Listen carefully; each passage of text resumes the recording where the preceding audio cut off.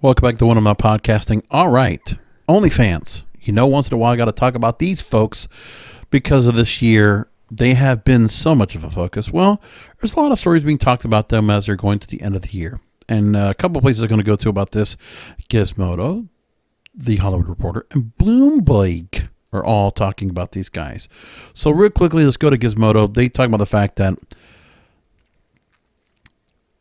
with all the things that have been going on with 2020, for one company, all those months of people being stuck quarantined in their homes made 2020 one of the most successful years on records for OnlyFans. They have gone viral over the year in large part to user testimonials on TikTok and shout-outs from high-profile celebrities like Beyonce and Michael B. Jordan, among others. So it has generated this year, get this, $2 billion. $2 billion. And in a recent Bloomberg interview, CEO and founder Tim Stokely says that OnlyFans, quote, is revolutionizing creator and fan relations. I thought, what if you could build a platform that works like these social platforms already out there, but with a key difference being the payment button? It works as a great bolt-on to free social media. One of our selling pitches is, look, if you got 1 million followers on Instagram, if just one of them pay for OnlyFans, that's what it is. OnlyFans right now, 1 million creators, over 1 million right now, that collectively rake roughly $200 million per month.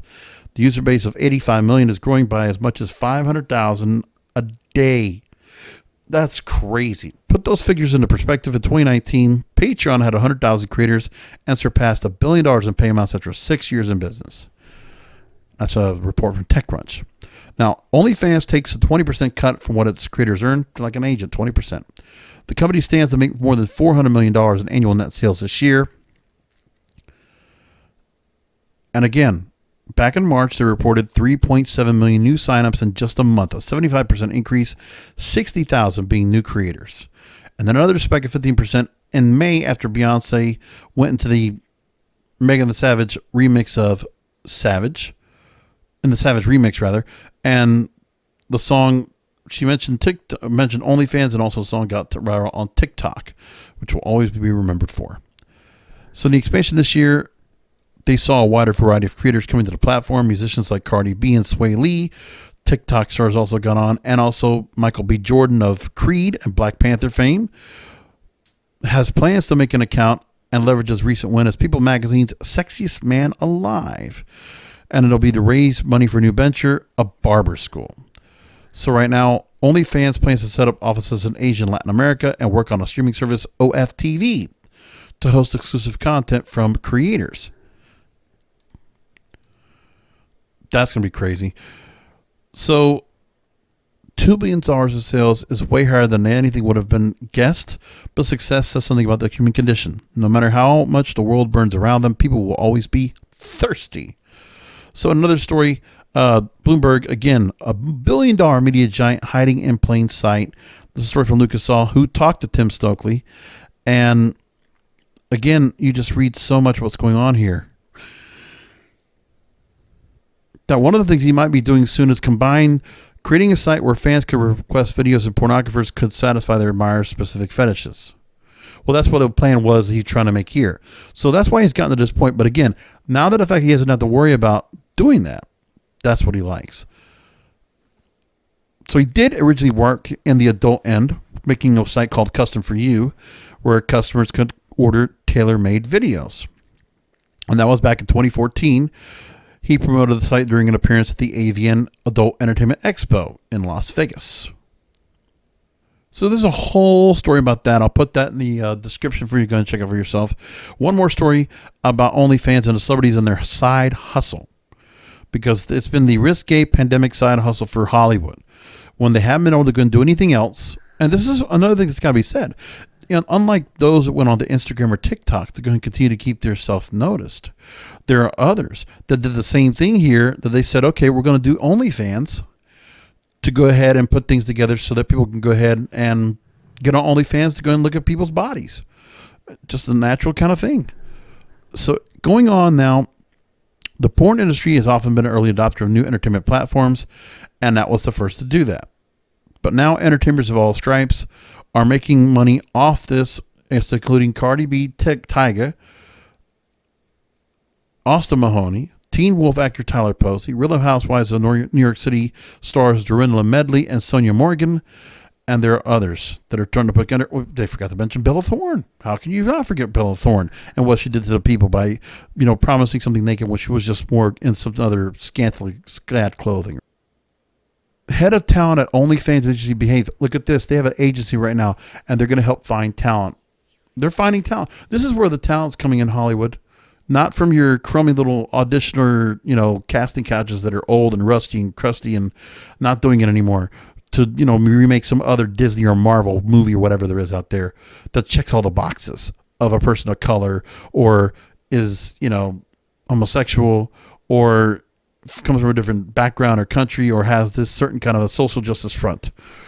If you want to care about that, why don't we have people that actually know how to act, that look good, that we will be wasted away in watching a storyline about them, however talented they are. So now, talent from all walks of life are looking to generate revenue outside of what they traditionally were doing. And this is why OnlyFans is such a great place for influencers, whether it's on Instagram or TikTok or on OnlyFans. Tony Mentor goes on to say, you've got models, influencers, musicians, dancers, cooks. We're having conversations with everyone about how they can get on OnlyFans and monetize. And one of the things that works best for them is OnlyFans, which operates most like a traditional social network. It's only available via the web and not a mobile app. And again, feeds of videos and photos looking like a lot like Instagram. But again, you have to subscribe to get past the paywall to see the content. And for whatever reason, there's a lot of stories being talked about this right now, which is really quite interesting. Now, there was one star named David Pevsner. He was an actor who appeared on Silicon Valley and Modern Family, got an OnlyFans page, and he says that he's been putting X-rated content for subscribers since 2018. Right now, money, he says, is not stressing me out. He's written a memoir and produced his own musical comedy feature called Musical Comedy Whore, declaring to show how much money he can make on the platform. But money is not the only reason to join OnlyFans. Creators on the service say they're more in control of their content on the platform because they can send customized messages to followers and choose who gets access to pay-per-view content. They also feel safer than other corners of the internet because users have to pay to opt in to viewing posts and comments that are hidden for public view, which dissuades trolling. Here's one of the things too. I don't know if the story is going to come out before or after, but I've done in this news batch of When I'm Not Podcasting episodes, the fact that Pornhub just lost Visa and MasterCard as payment processors. So you want to be in a safer place that's not getting caught up in allegations of child pornography and rape videos, then OnlyFans is where you go. That's the idea. For recording artist and social media star Pia Mia, OnlyFans has encouraged a different kind of relationship with her followers than she has on YouTube or Instagram. At 24 years old, she likes to post racy content that doesn't go fully nude, and she could spend hours a day direct messaging with her subscribers, checking in on them, sharing updates about her work. She posted a link to her Amazon wish list, and she was touched when one subscriber sent her a Chanel bag and another a travel case for her Nintendo Switch. This is like better than sugar daddy stuff, right? And asked how she would describe the relationship with her OnlyFans subscribers, she says she has a hard time coming up with the right words. Quote, they're fans, they're friends. I really don't know how to label it. We're almost like a little family, I guess. That right there is what's going to draw men and women to get on there. Again, the influencers, if they're going to get perks for being entertaining or for being visually pleasing or auditorily pleasing or whatever they might be, some kind of an entertainment value they offer, then of course they're going to go and do what they're going to do to try to make something off of that. Not just the subscriptions. If there's gifts that come along with it, so much better.